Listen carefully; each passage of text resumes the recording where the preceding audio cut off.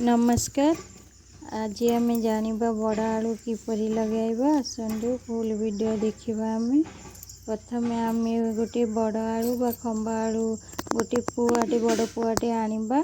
ताकू आमे खंड खंड करिके एमती पीस पीस करी काटिकी रखिदेबा।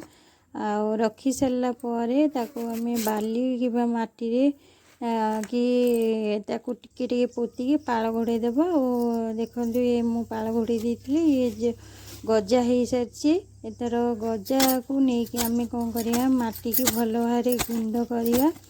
तापरे जेमिति हमर माटीटा पूरा हल्का रहिबो। माटीटा हल्का रहिले बड़ आलूटा भल भाव फुलिया को सहज हम से आम माटी पूरा हल्का रखिया। एपटे देखो आमर बड़ आलू केमी लगा जामती धाड़ी अनुसार 15 बा 10 सेंटीमीटर मध्य आम लगेवा।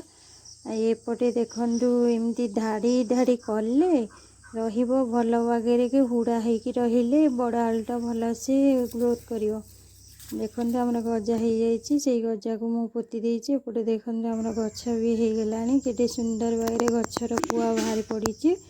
पुआर डंक भी हमर बाहरी पड़लानी।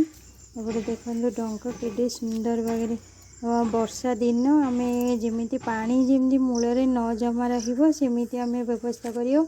और मझिरे मझिरे खत देबा भल रहिबो गछ। रहले जय जगन्नाथ।